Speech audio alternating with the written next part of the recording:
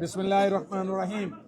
সম্মানিত সাংবাদিক ভাই ও বোনেরা, আসসালামু আলাইকুম ওয়া রাহমাতুল্লাহি ওয়া বারাকাতুহু। আর কয়েক ঘন্টা পরেই অত্যন্ত জাতির প্রত্যাশিত নির্বাচন 12ই ফেব্রুয়ারি সকাল 8টা থেকে শুরু হতে যাচ্ছে। সারা বাংলাদেশে ঘটনা প্রবাহ, ইলেকশনের কাজকে বিঘ্নত করা, সন্ত্রাসী কায়দায় বিভিন্ন জায়গায় বিভিন্ন দলের লোকদেরকে হুমকি দেওয়া এবং নির্বাচনী ক্যাম্প ভেঙে দেওয়া, নানা ধরনের অপকর্মের পরিপ্রেক্ষিতে আজ 11 দলের একটি গুরুত্বপূর্ণ টিম সম্মানিত ইলেকশন কমিশনে এসেছেন। এখন আপনাদের সামনে এর ব্রিফ করবেন বাংলাদেশ জামাত ইসলামীর কেন্দ্রীয় সহকারী সেক্রেটারি জেনারেল এবং আমাদের প্রেস এবং মিডিয়া উইংয়ের পরিচালক জনাব অ্যাডভোকেট আহসানুল মাহবুব জুবায়ের। জি, আসসালামু আলাইকুম। সম্মানিত সাংবাদিক বন্ধুগণ, আমরা আজকে 11 দলের পক্ষ থেকে এখানে এসেছি। দেখতে পাচ্ছেন আমাদের সাথে আছেন জনাব মোবারক হোসেন জামাতের পক্ষ থেকে, এনসিপির পক্ষ থেকে এনসিপির মুখপাত্র আসিফ সহ আরও সব দল থেকে আমাদের এখানে আছেন। আমরা নামগুলো দিয়ে দেব, আপনাদের কাছে পেয়ে যাবেন। আপনারা সবাই ভালো আছেন না? আমরা আশা করছি যে বাংলাদেশের ইতিহাসের সবচেয়ে সুন্দর এবং উৎসবমুখর পরিবেশে নির্বাচনের যে প্রত্যাশা আমাদের সম্মানিত প্রধান উপদেষ্টা সহ দেশবাসী করছেন, সেটি কয়েক ঘন্টার পরেই আমরা দেখতে পাবো ইনশাআল্লাহ। আপনারা দেখেছেন যে গতকালকে লক্ষ লক্ষ মানুষ তাদের গ্রামের বাড়িতে যাচ্ছেন ভোট দেওয়ার জন্য। এটা বাংলাদেশের ইতিহাসে সাধারণত ঈদের সময় বা বড় কোনো এই ধরনের ছুটি হলে সাধারণত হয়, এই ধরনের কোনো পরিবেশ আমরা সাম্প্রতিক সময় দেখিনি। অর্থাৎ মানুষের প্রত্যাশাটা অনেকটা আকাশচুম্বী হয়েছে যে সবাই দল বেঁধে যাচ্ছেন স্ব এলাকায়, যাতে তারা ভোট দিতে পারেন, ভোটাধিকার প্রয়োগ করতে পারেন। যদিও তাদের এই যাওয়ার পথে বিভিন্ন বাধা প্রতিবন্ধকতা হয়েছে, কষ্ট হয়েছে তাদের। একদল অসৎ লোক তাদের কাছে বেশি ভাড়া নিয়েছেন, অভিযোগ তারা করেছেন। সাফিসিয়েন্ট ট্রাভেলিংয়ের জন্য তাদের গাড়ি ছিল না, ট্রেন ছিল না, বাস সমস্যা ছিল, লঞ্চের সমস্যা ছিল। এরপরও মানুষ সব কষ্ট বেদনাকে বুকে ধারণ করে হাসি মুখেই স্ব বাড়িতে তার গন্তব্যে গিয়ে পৌঁছেছেন। আমরা তাদের নিরাপদ যাত্রা এবং নিরাপদে পৌঁছেছে, এই জন্য আল্লাহ শুকরিয়া আদায় করছি। সম্মানিত সাংবাদিক বন্ধুগণ, আমাদেরকে এরপরে বেদনার সাথে বলতে হচ্ছে যে আমরা যে সুন্দর পরিবেশে নির্বাচন করতে চাই বলে প্রত্যাশা করছি, এক্ষেত্রে বারবার বাধা তৈরি করা হচ্ছে, বিভিন্ন ধরনের ব্যারিকেড তৈরি করা হচ্ছে। আপনারা জানেন যে গতকালকে সিলেটের মৌলভীবাজার জেলার 1 নম্বর আসনে বড়লেখা এবং জুড়িতে জামাতের নির্বাচন পরিচালনা কমিটির সভাপতি আব্দুর রহমান সহ দায়িত্বশীলরা যখন কাজ ফিরে বাসায় ফিরছিলেন, তখন সন্ত্রাসীরা হামলা করেছে। এবং দুঃখজনক হলেও সত্য যে সেখানে যিনি নেতৃত্ব দিয়েছেন তিনি একটি দলের সেই আসনের তিনি নমিনি, এবং তাদের হামলায়, তাদের আঘাতে আমাদের নেতৃবৃন্দ আহত হয়েছেন, গাড়ি ভাঙচুর করা হয়েছে এবং মারাত্মক ধরনের জখম নিয়ে তাদেরকে উন্নত চিকিৎসার জন্য স্থানীয় হাসপাতালে রাখেন, তাদেরকে সিলেটের হাসপাতালে গিয়ে তারা সেখানে ভর্তি হয়েছে। একই জেলাতে 3 নম্বর আসন, যেটা মৌলভীবাজার 3 রাজনগর সদর এবং পৌরসভা মিলে, সেই আসনে ঠিক আগের দিন এই ধরনের সন্ত্রাসী হামলা হয়েছে একই দলের পক্ষ থেকে। এছাড়াও গতকালকেই সিরাজগঞ্জ শহরে পুলিশ বাহিনীর পক্ষ থেকে অথবা আইনশৃঙ্খলা বাহিনীর পক্ষ থেকে সেখানে বলা হয়েছে যে এরা সামরিক বাহিনীর সদস্য পরিচয় দিয়েছেন।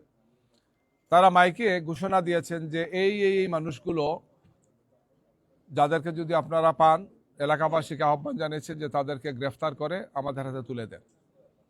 যাদের নাম বলা হয়েছে এরা সবাই এলাকার সম্মানিত ব্যক্তি এবং এরা আগামীকালকে নির্বাচনে বিভিন্ন, বিশেষ করে আমাদের দলের এজেন্টেরা, জামাত ইসলামীর বিভিন্ন পর্যায়ের দায়িত্বশীল ব্যক্তি এরা, যাদের বিরুদ্ধে কোনো মামলা নাই, যাদের বিরুদ্ধে কোনো অভিযোগ নেই।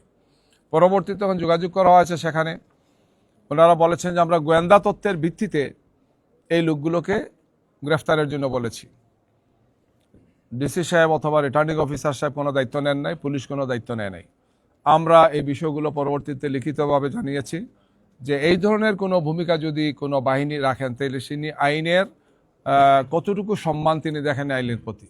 একজন লোকের উপর যদি কোনো মিথ্যা মামলা থাকে বা বাস্তবিক কোনো মামলা থাকে, সেখানে কোর্ট আছে, আদালত আছে, কিন্তু এইভাবে মাইকিং করে জনমনে একটা ভীতিকর পরিবেশ তৈরি করার জন্য কে বা কারা এই ধরনের বাহিনীগুলোকে উস্কানি দিচ্ছে, যেটি একটি সুষ্ঠু সুন্দর নির্বাচনের জন্য মারাত্মক ধরনের অন্তরায়।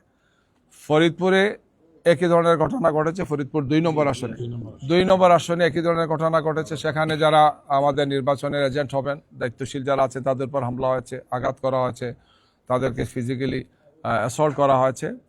একই ঘটনা ঘটেছে নেত্রকোনা ঘটেছে, মানিকগঞ্জে ঘটেছে এবং বরিশালে ঘটেছে, ইয়েতে ঘটেছে গিয়ে পটুয়াখালীতে ঘটেছে গিয়ে। মানে একটার পর একটা ঘটনা এই ধরনের ঘটে যাচ্ছে, হামলা হচ্ছে, আঘাত করা হচ্ছে, ক্ষতিগ্রস্ত করা হচ্ছে। এর পাশাপাশি আমরা আপনাদেরকে আগেও বলেছি যে ঢাকা 15 আসন, যেখানে বাংলাদেশ জামাত ইসলামীর আমির ডাক্তার শফিকুর রহমান সাহেব ইলেকশন করবেন, গত রাত্রে তার 12টি নির্বাচনী ক্যাম্প কে বা কারা পুড়িয়ে দিয়েছে, ভেঙেছে, একদম টোটালি ডেস্ট্রয় করে ফেলেছে। আমরা ইসিকে কথাগুলো বলেছি তাদেরকে যে এখন ঢাকা শহরে এবং বড় রাস্তার পাশে, এগুলো এমন না যে খুব মানে অপরিচিত জায়গাতে এই বিষয়টা, সেখানে এই ধরনের যদি নির্বাচনী ক্যাম্প ভাঙচুর হয় তাহলে আইন শৃঙ্খলা যারা দায়িত্বে আছেন তাদের আসলে কতটুকু রেসপন্সিবিলিটি, এটি নিয়ে প্রশ্ন তো দেখা দেবে। আমরা তাদেরকে বলেছি এই সমস্ত বিষয় কোয়ারি করে ব্যবস্থা গ্রহণ করার জন্য। এর আগেও একটা ঘটনা ঘটেছে গতকালকে, সেখানে একটা লিফলেট আপনারা দেখেছেন কে বা কারা ছেড়েছে যে বিকাশে টাকা দেওয়া হবে, আপাতত অ্যাডভান্স তো দিলাম, বাকি এত থাকলো, আর আল্লাহর উপর হাজির নাজির দিন, এগুলো কাউরে বলবেন না বলে আবার এটা লিফলেটটা ছাপানো হয়েছে, ডিস্ট্রিবিউট করা হয়েছে। আবার আরেকটা দলের দেখলাম যে কিছু সময় পরে সেই দলের অফিসে এটা নিয়ে আবার ব্রিফিংও করেছে। কিছু সময় পরে সেই দলের পক্ষ থেকে এখানে এসে আবার বলতেছেন যে একটা বিশেষ দলের পক্ষ থেকে টাকা বিতরণ করা হচ্ছে। এগুলা কি কোইন্সিডেন্ট, একটার সাথে একটা রিলেটেড কি নাকি? নাটকগুলো সাজানো হচ্ছে, ব্রিফিং করা হচ্ছে, পরিস্থিতিটাকে ঘোলাটে করার চেষ্টা করা হচ্ছে। এই ধরনের ঘটনা আগেও কিছু ঘটেছে গিয়ে। আমরা আশা করি যে এই ধরনের অন্যায় এবং অন্যায্য পদক্ষেপ কেউ গ্রহণ করবেন না। আপনারা আরেকটা ঘটনা আজকে দেখেছেন, যেটি মিডিয়াতে ব্যাপকভাবে এসেছে, যে আমাদের একজন জেলা পর্যায়ের দায়িত্বশীল তিনি ঢাকা থেকে গিয়েছেন, তিনি ঢাকা এয়ারপোর্ট থেকে তিনি সৈয়দপুর এয়ারপোর্টে গিয়েছেন এবং সেখানে একটা নাটক সাজানো হয়েছে। এটা একটা সুনির্দিষ্ট সুস্পষ্ট নাটক। তিনি যখন ঢাকা এয়ারপোর্ট থেকে অর্থাৎ শাহজালাল বিমানবন্দরের অভ্যন্তরীণ টার্মিনালে যান, তখন তার সাথে সেখানে কর্তব্যরত অফিসাররা দেখেছেন তার সাথে যে ব্যাগ ছিল, সেখানে তার সাথে টাকা ছিল। যেহেতু এখন ব্যাংক বন্ধ, সব কিছু বন্ধ, একজন তার ব্যবসার কাজে তিনি যেতেই পারেন, নিতেই পারেন, আভ্যন্তরীণভাবে এটা কোনো ধরনের কোনো অসুবিধা নাই, আইনে কোনো ব্যত্যয় নাই। কিন্তু সৈয়দপুর এয়ারপোর্টে পৌঁছার পরে সেখানে পুলিশ কিছু চিহ্নিত সাংবাদিকদেরকে নিয়ে এসে এই কাজটি করেছেন। এবং আমরা এটাও জেনেছি যে পুলিশ অফিসার কাজটি করেছেন, তিনি আগের যে সেই কুখ্যাত মনিরুল ইসলামের সহযোগী হিসেবে তার একটা পরিচিতি আছে। তো একজন বয়স্ক ব্যক্তি, একজন শিক্ষক, একজন দায়িত্বশীল ব্যক্তি, একজন অসুস্থ ব্যক্তি, তাকে এই ধরনের নাজেহাল করা হয়েছে, হেনস্থা করা হয়েছে, মেন্টাল টর্চার করা হয়েছে। তিনি অসুস্থ হয়ে, আপনারা জানেন, এখন তিনি রংপুর হাসপাতালে আছেন।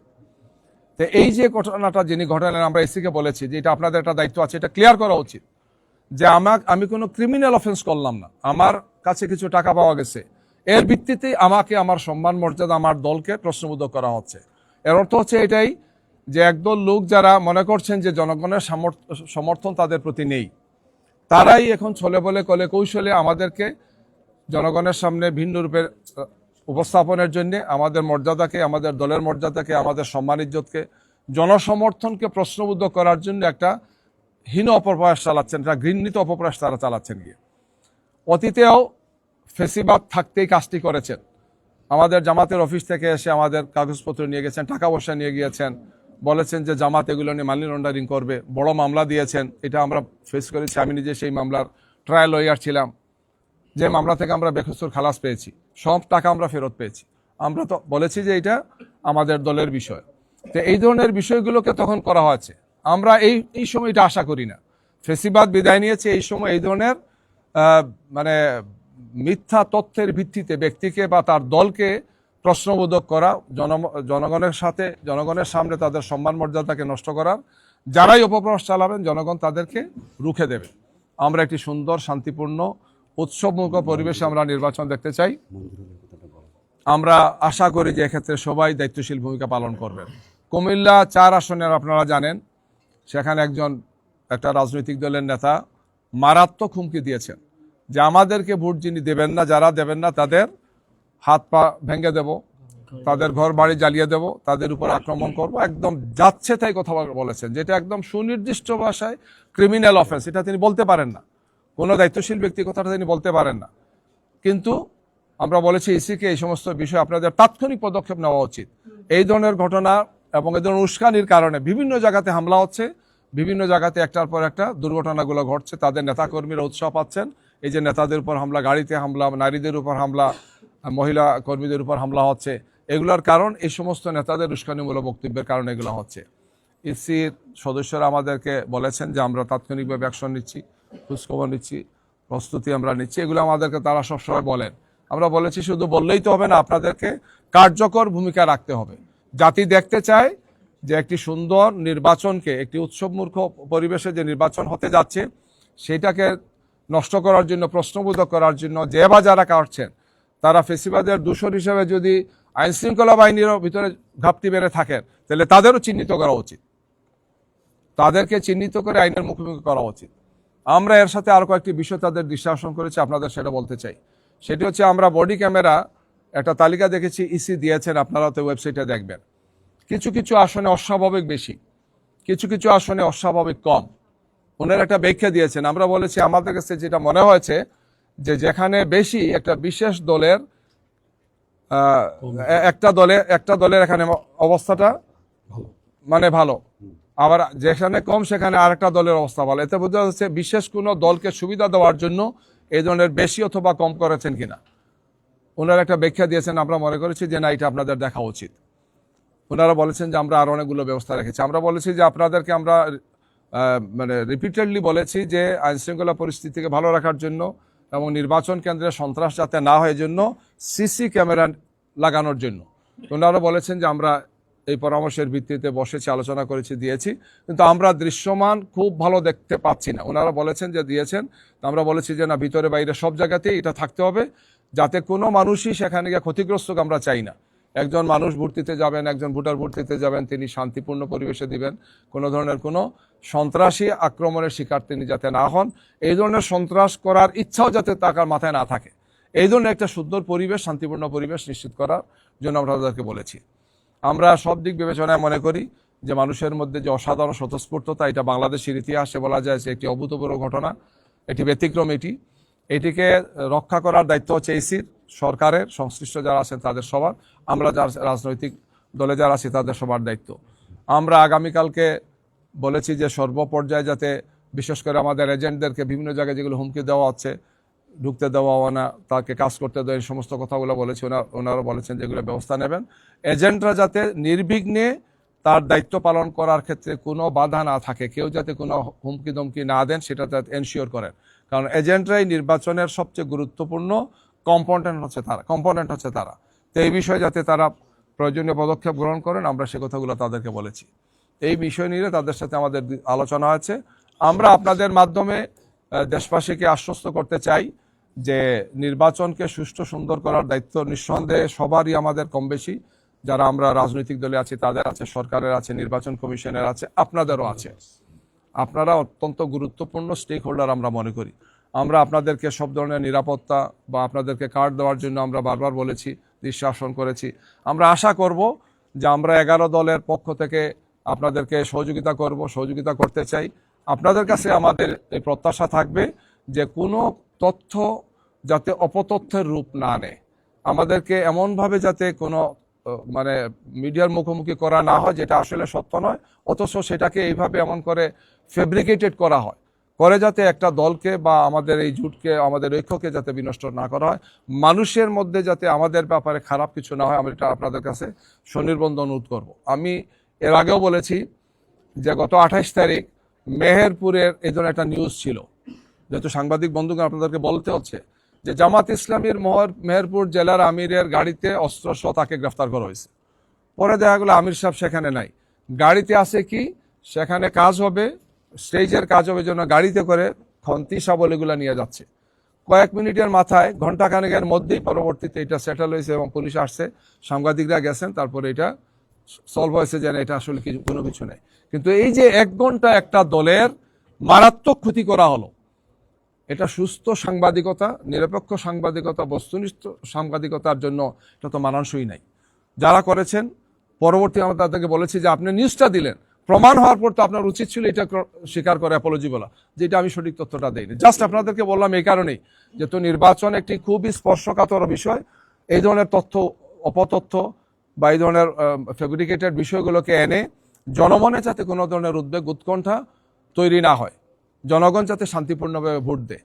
আমরা আশা করি যে আমরা সব ধরনের চক্রান্ত এবং ষড়যন্ত্রের বিরুদ্ধে সোচ্চার আছি, থাকবো, জনগণকে সাথে নিয়ে আমরা সবকিছু প্রতিরোধ করবো ইনশাল্লাহ। সন্ত্রাসীরা, চক্রান্তকারীরা অতীতেও পার পায় নাই, এখনো পাবে না, সামনেও তারা পার পাবে না ইনশাল্লাহ। সবাইকে ধন্যবাদ। আজান হয়ে গেছে, আমরা নামাজ পড়তে পারি। ঘটনা যেটা উনি বলছেন ওইটাতে এখন আপনি বলছেন তিনি হাসপাতালে আছেন, যখন কোন আইন শৃঙ্খলা বাহিনী কাউকে আটক করবে বা গ্রেফতার করবে আইনি প্রক্রিয়া হয়, এটা কি আইনি প্রক্রিয়াতে আছেন নাকি বিষয়টা পরবর্তীতে যারা ভুল স্বীকার করে তাকে ছেড়ে দেওয়া হয়েছে উনি মুক্ত আছেন? এই বিষয়টা যদি একটু ক্লিয়ার করতেন। যে আমরা যতটুকু জেনেছি তিনি অসুস্থ হয়ে পড়েছেন, তাকে হাসপাতালে নেওয়া আছে। কি করবেন আমরা জিজ্ঞেস করেছি যে ওনারা আইনি পদক্ষেপ নেওয়ার তো কোনো স্কোপ নাই, সেখানে কোনো স্কোপ নাই। পুলিশ হেফাজতে আমরা বলেছি তাকে অবিলম্বে তার পরিবারের কাছে হস্তান্তর করার জন্য, নাইলে আমরা মনে করব যে এটা ইন্টেনশনালি এবং যারা করেছেন তাদের উদ্দেশ্য মোটেই মহৎ নয়। প্রবলেমটা এখনো সলভ হয়েছে কিনা এখন আমরা এই মুহূর্তে এখন যতটুকু আসছে ততক্ষণ পর্যন্ত তাকে ছেড়ে দিয়েছে, এটা আমার কাছে নাই, এটা বাইরে জানতে পারবো, আপনাদের কাছে জানতে পারবো। এটা কোনো অবস্থায় তাকে এইভাবে আটকানোর আইনি কোনো ভিত্তি নাই। আমরা চ্যালেঞ্জ করতেছি যে এটা একটা অন্যায় কাজ করা হয়েছে এবং আমরা সংশ্লিষ্ট পুলিশ অফিসার বা যারা ছিলেন তাদের বিরুদ্ধে আইনি ব্যবস্থা আমরা নেব। আমরা তাদেরকে বলেছি এটা আমরা ক্লিয়ার করবেন, যে এটা যদি আইনের ক্ষেত্রে যদি কোনো ব্যর্থ হয় তাহলে আপনারা এটা ক্লিয়ার করবেন। আমরা মনে করি আইনের কোনো ব্যর্থ নেই। ওনারা বলেছেন যে ইন্টারনালি কেউ যে কোনো জায়গায় মুভ করতে পারেন, এটা তার অধিকার, নাগরিক অধিকার। তা যেহেতু ঢাকা এয়ারপোর্ট থেকে পাস হয়েছেন, সেখানে একজন সংশ্লিষ্ট কর্মকর্তা ছিলেন, তিনি বলেছেন নিতে পারেন আপনি, সেই রেকর্ড আছে, ভয়েস রেকর্ড আমাদের কাছে আছে, আমরা অলরেডি আমাদের গ্রুপে দিয়ে দিয়েছি। সিসি ক্যামেরা বলছে যে একটা দল বলতে কাকে বুঝাচ্ছেন যে দলের ভোটার বেশি? সিসি ক্যামেরা, বডি ক্যামেরার কথা বলেছি, যে সমস্ত আসনগুলোতে মানে বেশি, আবার কিছু আসনে কম।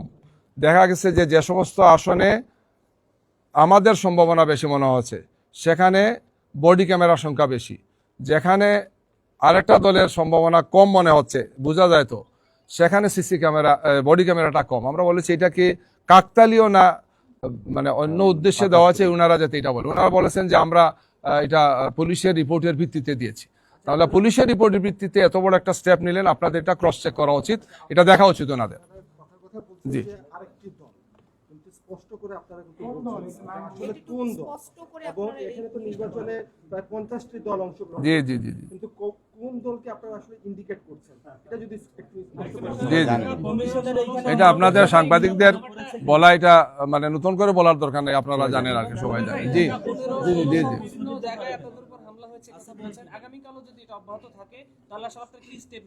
আমরা জনগণকে সাথে নিয়ে সন্ত্রাসীদের বিরুদ্ধে প্রতিরোধ গড়ে তুলব। প্রতিটা সেন্টারে ইনশাল্লাহ প্রতিরোধ হবে, গণপ্রতিরোধ হবে। এই জাতি 5 আগস্টে 2024-এর 5 আগস্টে সন্ত্রাসীদেরকে এবং ফেসিবাদকে তাড়িয়ে দিয়েছে, দেশ মুক্ত হয়েছে, সেই দেশ আবার মাথা নত করবে না ইনশাল্লাহ, কেউ পার পাবেন না ইনশাল্লাহ। জি ধন্যবাদ তাকে। আমরা জনগণকে সাথে নিয়েই তো প্রতিরোধ করবো ইনশাল্লাহ। কোনো অবস্থায় আমরা মাঠ ছাড়বো না ইনশাল্লাহ। জনগণকে সাথে নিয়ে সন্ত্রাসীদের প্রতিরোধ করে একটা সুষ্ঠু, সুন্দর, গ্রহণযোগ্য, শান্তিপূর্ণ নির্বাচন উপহার দেবো। আপনাদের সহযোগিতা লাগবে ইনশাল্লাহ। সবাইকে ধন্যবাদ। সালাম আলাইকুম।